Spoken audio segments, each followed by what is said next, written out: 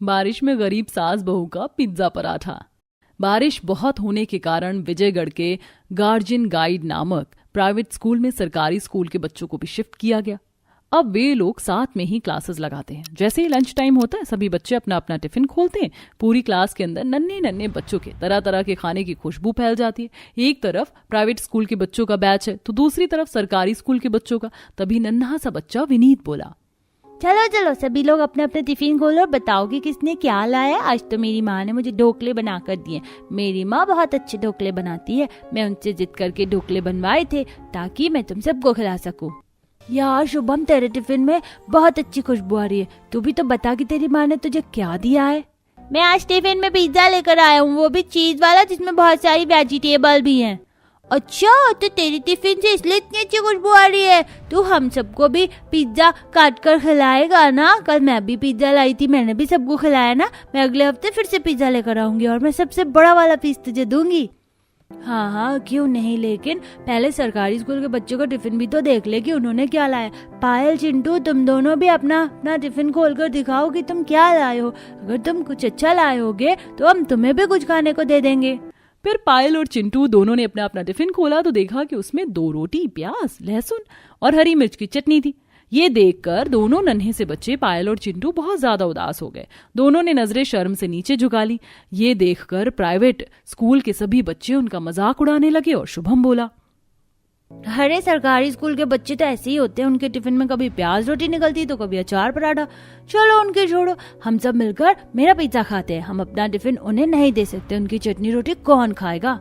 शुभम, तेरे पिज्जा से बहुत अच्छी खुशबू आ रही है। मैंने कभी पिज्जा नहीं खाया, थोड़ा पिज्जा मुझे भी खिलाना। मेरा बहुत मन कर रहा है पिज्जा खाने का। मुझे भी खाकर देखना है कि चीज पिज्जा कैसा होता है। क्या तुम लोगों ने कभी पिज्जा नहीं खाया? खाओगे भी कैसे? पिज्जा बहुत महंगा आता है। वो तो हम अमीरों के बच्चे ही खा सकते हैं, गरीबों के बच्चे नहीं। और हाँ, मैं उसी को अपना टिफिन शेयर करूंगा जो मुझे अच्छी चीज शेयर करेगा, इसलिए मैं तुम्हें अपना पिज्जा नहीं खिलाऊंगा। ऐसा कहकर शुभम अपने दोस्तों के साथ अपना पिज्जा बांटकर खा लेता है और पायल और चिंटू देखते ही रह जाते हैं। शाम को स्कूल की छुट्टी होती है। बाहर झमाझम बारिश हो रही थी। प्राइवेट स्कूल के बच्चे अपनी अपनी बस से घर चले जाते हैं। वहीं सरकारी स्कूल के बच्चे बारिश में भीगते हुए अपने घर जाते हैं। चिंटू और पायल भी सर पर अपना बस्ता रख लेते हैं और भीगते हुए घर आते हैं, जहाँ उनकी माँ और दादी घर के अंदर से बारिश का पानी बाहर निकाल रही थी। उनकी माँ सुशीला जैसे ही उन्हें देखती है तो कहती है, अरे बच्चों, तुम लोग तो भीग गए हो, जल्दी से अपने कपड़े बदल लो, तब तक मैं तुम लोगों के लिए खाना लगा देती हूँ। अगर समय से कपड़े नहीं बदलोगे तो तुम लोग बीमार पड़ जाओगे और हमारे पास इतने पैसे नहीं है कि हम तुम्हारा इलाज करवा सके। चिंटू और पायल कपड़े बदल कर खाना खाने बैठे तो देखा कि उनकी माँ ने उनके लिए दाल और चावल लगा दिया। ये देखकर पायल का मुंह बहुत बुरी तरह से उतर गया, क्योंकि वो अभी प्राइवेट स्कूल के बच्चों की बातों को भूल नहीं पाई थी। और पायल बोली, माँ, तुम रोज वही दाल चावल खिला देती हो और सुबह रोटी के साथ अचार, प्याज, यही सब। कभी कुछ अच्छा भी खिलाओ ना। हमारा भी मन करता है पिज्जा, बर्गर, चाउमीन, ये सब कुछ खाने का। आपको पता है, जब से मैंने पिज्जा देखा है मुझे वो बहुत अच्छा लगता है। मेरा भी मन है कि मैं एक बार जिंदगी में पिज्जा खाकर देखूं। बेटा, पिछले हफ्ते ही मैंने खीर बनाई थी। माँ, ये पिज्जा क्या होता है? हमने कभी पिज्जा नहीं खाया। हमारे स्कूल में प्राइवेट स्कूल के बच्चे पिज्जा लेकर आते हैं, कभी हमें भी पिज्जा बनाकर खिलाओ ना। बेटा, पिज्जा तो बहुत महंगा बनता है, हमारे पास इतने पैसे अभी तो नहीं है, लेकिन जब पैसे आ जाएंगे तो मैं तुम लोगों को पिज्जा बनाकर जरूर खिलाऊंगी। अभी तो तुम दोनों दाल चावल से ही काम चला लो। दोनों बच्चे दाल चावल खा लेते हैं। अगले दिन चिंटू और पायल की माँ उन्हें 5-5 रुपए देते हुए कहती है, बच्चों, ये रहा तुम दोनों के रिक्शे का किराया और आते आते हमेशा की तरह तुम दोनों पैदल आ जाना। चिंटू और पायल अपने 5-5 रुपए लेते हैं और स्कूल के लिए निकल पड़ते हैं। पायल स्कूल के लिए रिक्शा रोक रही थी, तभी चिंटू बोला, पायल, तुझे पिज्जा खाना है ना? हम ऐसा करते हैं कि स्कूल पैदल जाते हैं और अपने रिक्शे के पैसे बचा लेते, फिर उसे इकट्ठा करके हम पिज्जा खाएंगे। वो तो ठीक है चिंटू, लेकिन अगर लेट हो गए तो? पायल, अभी तो बारिश का मौसम है और देख हल्की हल्की बारिश भी हो रही है। हम टीचर को बोल देंगे कि हम बारिश की वजह से लेट हो गए। ठीक है चिंटू, तो चल पैदल ही चलते हैं। और इस तरह चिंटू और पायल अब रोज अपने रिक्शे के पैसे बचाते और पैदल ही स्कूल चले जाते। कई बार तो वो बारिश में भीग जाते, लेकिन उन्हें तो पिज्जा खाना था, इसीलिए वह भीग कर ही स्कूल चले जाते। धीरे धीरे उनके पास 50 रुपए इकट्ठा हो गए। चिंटू बोला, देख पायल, हमारे पास पूरे 50 रुपए इकट्ठा हो गए। चल आज हम पिज्जा खाते हैं। ठीक है चिंटू, चल। अब वे दोनों सड़क के किनारे लगे एक पिज्जा के ठेले पर जाते हैं। भैया, हमें भी पिज्जा बनाकर दे दो ना। ठीक है, बना देता हूँ। 80 रुपए निकालो। 80 रुपए? लेकिन भैया हमारे पास तो 50 रुपए ही हैं। भैया 50 रुपए में ही हमें पिज्जा खिला दो ना। 50 रुपए में पिज्जा नहीं आता, सब्जी रोटी आती है। चल भाग यहाँ से। ये सुनकर पास में खड़े पिज्जा खा रहे बच्चे हंसने लगते हैं। दोनों बच्चे उदास होकर वहां से चले जाते हैं। रास्ते में पायल चिंटू से कहती है, चिंटू क्या हम सचमुच इतने गरीब हैं कि हमें कभी भी पिज्जा खाने को नहीं मिलेगा? नहीं नहीं पायल, हम इस 50 रुपए को संभाल कर रख लेते हैं। जब हमारे पास 80 रुपए हो जाएंगे तब हम पिज्जा खाएंगे। फिर वो दोनों घर आ जाते हैं। रात को करीब 12 बजे का समय है। अचानक जोर जोर से मूसलाधार बारिश होने लगती है। तेज बारिश की वजह से चिंटू और पायल के घर में भी पानी टपक रहा था। तभी सुशीला उठती है और अपने पति को जगाते हुए कहती है, सुनिए जी, देखिए ना, जैसे ही बारिश तेज होती है हमारे घर की छत टपकने लगती है। कम से कम इस साल तो हमें अपने घर की छत रिपेयर करवानी ही होगी। आखिर ऐसा कब तक चलेगा? चिंटू की माँ, तू फिक्र मत कर। फसल कटाई का समय तो आ ही रहा है और जमींदार ने कहा था कि वो इस बार हम सब मजदूरों को पगार बढ़ा देगा। तो जैसे ही वो पगार बढ़ा कर देगा, मैं बचे हुए पैसों से अपनी छत ठीक करवा दूंगा। बस तू ये दुआ कर कि ये पानी रुक जाए, क्योंकि अगर ये पानी नहीं रुका तो फसल बर्बाद हो जाएगी, और अगर फसल बर्बाद हो गई तो जमींदार फिर हमें पैसे भी नहीं देगा। अगले दिन जमींदार विनोद के घर आता और विनोद से कहता है, अरे विनोद, हमारे घर की काम वाली बारिश में भीगने की वजह से बीमार हो गई। घर में काम वाली की बहुत जरूरत है। मैं कह रहा था कि तू अपनी पत्नी को मेरे घर काम पर लगा दे, उससे तुझे 4 पैसे ज्यादा मिल जाएंगे और हमारा भी काम चल जाएगा। ठीक है जमींदार जी, मैं अपनी पत्नी से बात करके बताऊंगा। ठीक है, तेरी पत्नी हाँ कहे तो साथ में ले आना उसे। ऐसा कहकर जमींदार चला जाता है। तब विनोद की पत्नी उससे कहती है, अजी जमींदार सही तो कह रहा है। आखिर मैं घर में बैठी रहती हूँ, जमींदार के यहाँ काम करूंगी तो 4 पैसे आएंगे। हाँ बेटा, बहू सही कह रही है। तू उसे जमींदार के यहाँ काम पर लगा दे, कम से कम कुछ पैसे आएंगे तो घर की छत तो रिपेयर होगी। और फिर अगले दिन से विनोद की पत्नी जमींदार के यहाँ काम पर लग जाती है। विनोद की पत्नी किचन में खाना बना रही थी। तभी जमींदार की पत्नी कमला वहां आई और बोली, सुशीला, मेरी बेटी को पिज्जा खाना है। सारा सामान फ्रिज में है और नीचे ड्रॉअर में रखा है। तू जरा मेरी बेटी के लिए पिज्जा तो बना दे। मालकिन, मैं पिज्जा तो बना दूंगी, लेकिन मुझे तो पिज्जा बनाना आता ही नहीं है। अच्छा, ये ले मेरा फोन, इसमें से तू पिज्जा की रेसिपी देखना और पिज्जा बना देना। ठीक है मालकिन, मैं बना देती हूँ। अब सुशीला YouTube से देखकर जमींदार की बेटी के लिए पिज्जा बनाती है। पहली बार तो उससे पिज्जा बिगड़ जाता है, लेकिन फिर उसे हटाकर वह दूसरा पिज्जा बनाती है और वह पिज्जा परफेक्ट बन जाता है। सुशीला पिज्जा जमींदार की पत्नी को देती है और कहती है, लीजिए मालकिन, मैंने पिज्जा बना दिया, आप बेबी जी को खिला दीजिए। कमला वो पिज्जा अपनी बेटी को खिलाने के लिए लेकर चली जाती है। अब सुशीला ने सारा काम खत्म किया और फिर घर आने लगी। तभी कमला उससे बोली, अरे सुशीला, आज बेबी ने पिज्जा खा लिया तो उसके हिस्से के पराठे बच गए। तो तू ऐसा कर कि इसे अपने साथ ले जाओ और रास्ते में किसी गाय को डाल देना। ठीक है मालकिन। कमला ने वो पराठे अपने आंचल में रख लिए और मन में सोचने लगी, ये पराठे फेंकने से तो अच्छा है कि मैं इसे गर्म करके अपने बच्चों को खिला दूं। वैसे भी बारिश में गरम गरम तेल के पराठे तो बहुत अच्छे लगते हैं। मेरे बच्चे पराठे खाकर खुश हो जाएंगे। सुशीला वो पराठा लेकर अपने घर आ जाती है और जब बच्चे स्कूल से आते हैं तो तवे पर थोड़ा पानी छिड़क कर पराठों को ढककर गर्म करती है और उन्हें खाने को देती है। बच्चे पराठा खाते हैं तो चिंटू कहता है, माँ ये पराठा कड़क हो गए तो कितने अच्छे लग रहे हैं। माँ पिज्जा भी तो ऐसे कड़क होता है, क्या वो इससे भी अच्छा लगता है? चिंटू, माँ को कैसे पता होगा? शायद उन्होंने भी कभी हमारी तरह पिज्जा नहीं खाया होगा। नहीं बेटा, मैंने एक बार पिज्जा खाया था जब मेरी नई नई शादी हुई थी ना, तो तुम्हारे पिताजी मुझे मेला दिखाने ले गए थे। वहां पर पिज्जा बिक रहा था तो उन्होंने मुझे तभी पिज्जा खिलाया था। माँ, क्या पिज्जा सचमुच बहुत ही स्वादिष्ट होता है? हाँ चिंटू, वो बहुत अच्छा लगता है। तो क्या माँ, जब मेरी शादी होगी तभी मुझे पिज्जा खाने को मिलेगा? उससे पहले मुझे पिज्जा खाने को नहीं मिलेगा? पायल की ये बात सुनकर चिंटू और उसकी माँ दोनों हंसने लगते हैं। ऐसे ही कुछ दिन बीत जाते हैं। एक दिन की बात है, जमींदार की पत्नी कमला सुशीला से कहती है, सुशीला, ऐसा करके आज भी तू मेरी बेटी के लिए अच्छा सा पिज्जा बना दे जैसे तूने पिछली बार बनाया था। जी मालकिन, मैं भी बना देती हूँ। अच्छा तो एक बात बता, तूने इतना अच्छा पिज्जा कैसे बना लिया था? क्या तू अपने घर पर भी पिज्जा बनाकर अपने बच्चों को खिलाती है? अरे नहीं मालकिन, हम गरीब लोगों को भला कहाँ पिज्जा खाना नसीब होता है।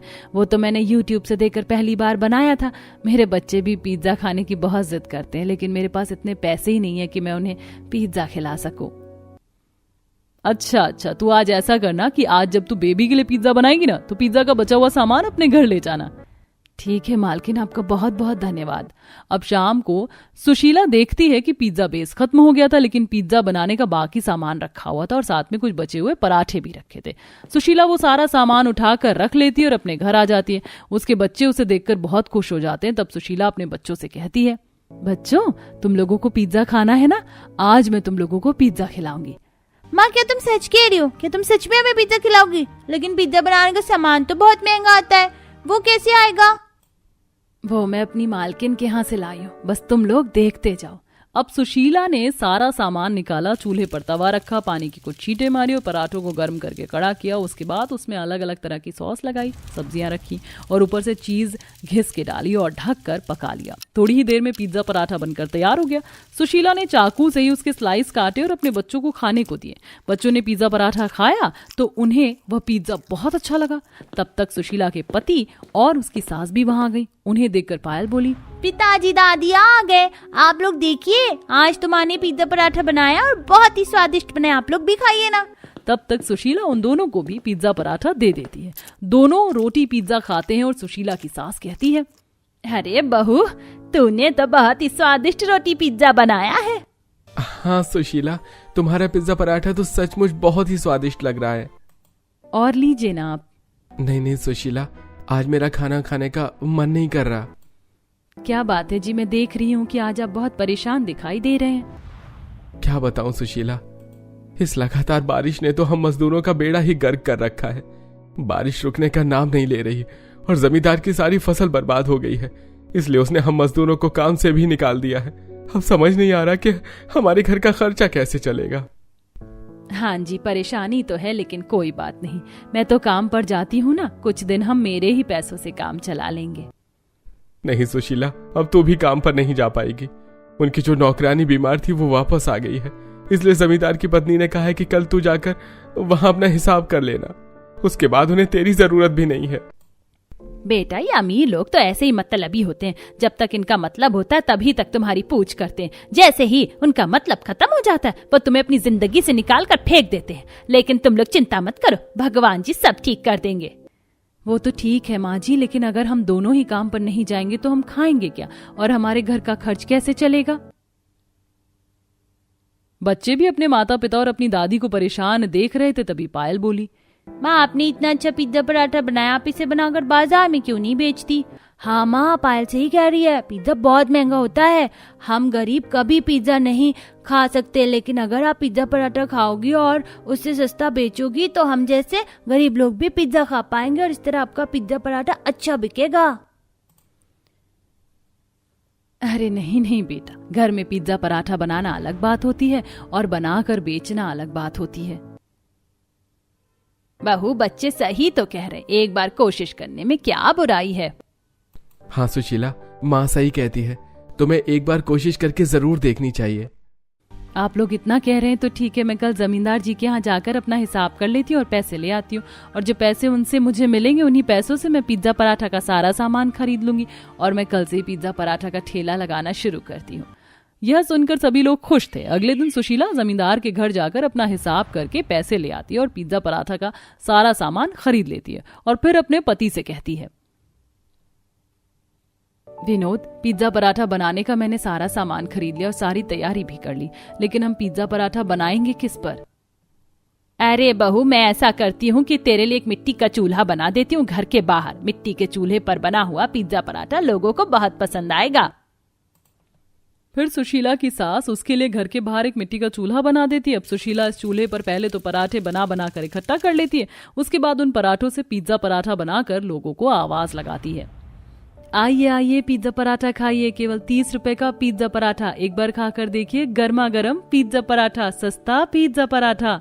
लोग सास बहू के पिज्जा पराठे को देखते वो वहां से चले जाते और कोई भी उसका पिज्जा पराठा नहीं खरीदता। सुशीला बहुत परेशान हो जाती है और बहुत मायूस भी। वह अपने आप से कहती है, हे भगवान, मैंने इतनी मेहनत करके पिज्जा पराठा बेचने की तैयारी की, लेकिन इसे तो कोई खरीद ही नहीं रहा।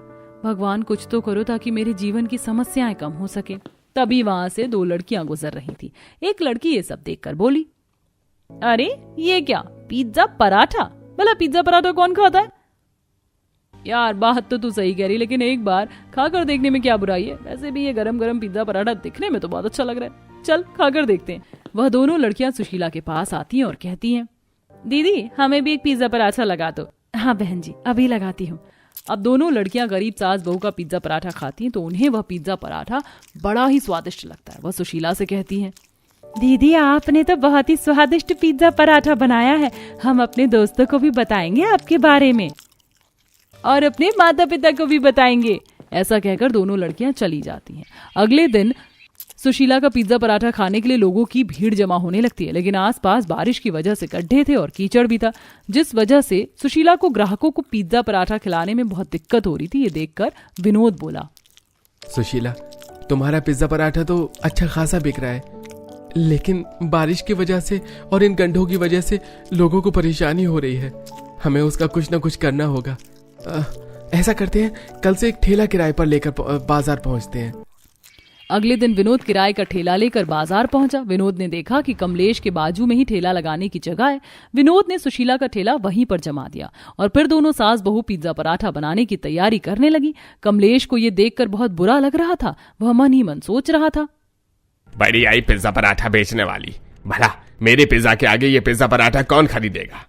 ऐसे ही शाम हो जाती और शाम होते ही सुशीला के पिज्जा पराठे के ठेले पर लोगों की भीड़ जमा हो जाती। सभी लोग पिज्जा की अपेक्षा पिज्जा पराठा खाना ज्यादा पसंद कर रहे थे, क्योंकि वह स्वादिष्ट भी था और सस्ता भी। ये देखकर कमलेश को बहुत बुरा लग रहा था। ऐसे ही 3 दिन गुजर जाते। कमलेश के ठेले पर लोगों ने आना बहुत कम कर दिया था। तीसरे दिन जमींदार अपनी पत्नी के साथ उधर से गुजर रहा था, तभी वह कमलेश के ठेले पर आया और बोला, अरे कमलेश, क्या बात है, तुम्हारे पिज्जा के ठेले पर कोई भी नहीं है और उस गरीब सुशीला के पिज्जा के ठेले पर इतनी भीड़। अरे क्या बताऊं जमींदार जी, इस सुशीला के ठेले ने तो मेरा काम ही चौपट कर रखा है। न जाने ये गरीब सास बहू होकर क्या किस्मत लेकर आई हैं कि इनका ठेला इतना चल रहा है। जमींदार को ये देखकर सुशीला और उसकी सास से बहुत जलन होती है। वह कमलेश से कहता है, कमलेश, अब तुम तमाशा देखो कि मैं कैसे उसके ठेले से पूरी भीड़ खत्म करवाता हूँ। ऐसा कहकर जमींदार सास बहू के ठेले की तरफ जाने लगता। तब उसकी पत्नी उससे कहती है, अजी आप क्या करने वाले हैं। बस तुम देखते जाओ कमला। ऐसा कहकर जमींदार सुशीला के ठेले पर जाता है और कहता है, ये क्या तुम लोगों ने लगा रखा है पिज्जा पराठा। भला पिज्जा पराठा बेचने की तुम्हें क्या जरूरत है, न जाने तुम इसमें क्या क्या मिलाते होगे। अरे गांव वालों, तुम भी जरा सोच समझ कर इनका पिज्जा पराठा खाओ। ये गरीब लोग न जाने क्या क्या मिलाकर पिज्जा पराठा बनाते होंगे। कल को तुम्हें भी कोई ना कोई दिक्कत आ सकती है। तुम्हारे बच्चों के पेट में दर्द हो सकता है, इन्फेक्शन हो सकता है। ये आप क्या कह रहे हैं जमींदार जी, मैं ऐसा कुछ भी अपने पराठा पिज्जा में नहीं डालती हूँ जो नुकसानदायक हो। तुम तो रहने ही दो सुशीला, तुम मुझे ये सब मत बताओ। तभी उनमें से एक औरत कहती है, जमींदार जी आप कुछ भी बोल रहे हैं। अरे जलन की भी कोई हद होती है। बेचारी सुशीला तो हमारे सामने ही पराठे बनाकर उसमें पिज्जा का सारा सामान डालकर पिज्जा पराठा बनाती है, और जो कमलेश और कमलेश की तरह के बाकी लोग पिज्जा बेस लाते हैं शहर से, वो न जाने कितने दिन पुराना होता है, साथ ही वो मैदे से बना होता है। हमें तो नहीं पता होता कि उसमें क्या क्या डाला, लेकिन सुशीला जो कुछ भी डाल रही है सब कुछ हमारे सामने डाल रही है, इसीलिए सुशीला का पिज्जा पराठा ही हेल्दी और स्वादिष्ट है। हाँ बहन, और साथ में हमें ये भी तो खुशी है ना कि हमारे बच्चे किसी तरह से सही लेकिन रोटी तो खा रहे हैं। सभी गांव वाले उसकी हाँ में हाँ मिलाते। बेचारा जमींदार शर्मिंदा हो जाता है। जमींदार की पत्नी कहती है, हाजी ये लोग सही तो कह रहे हैं, दोनों सास बहू की पिज्जा पराठा में कोई दिक्कत नहीं और आपको ऐसी बातें नहीं करना चाहिए। आखिर उन लोगों ने आपका बिगाड़ा ही क्या है, वे बेचारे तो हमेशा वफादारी से आपका काम करते रहे, आपने ही उन दोनों को काम से निकाल दिया। हाजी हमें मरकर भगवान के पास भी तो जाना है, यदि आप ऐसा करेंगे तो भगवान को क्या मुंह दिखाएंगे। अपनी पत्नी की बात सुनकर जमींदार को अपनी गलती का एहसास होता है और वह सुशीला और उसकी सास से माफी मांगता है। इसी तरह दोनों सास बहू का पिज्जा पराठे का ठेला बहुत अच्छा चलता है। उनके जीवन में सब कुछ ठीक हो जाता है। वो अपने घर को भी नया बना लेते हैं और सुखपूर्वक अपने बच्चों के साथ जिंदगी गुजारने लगते हैं।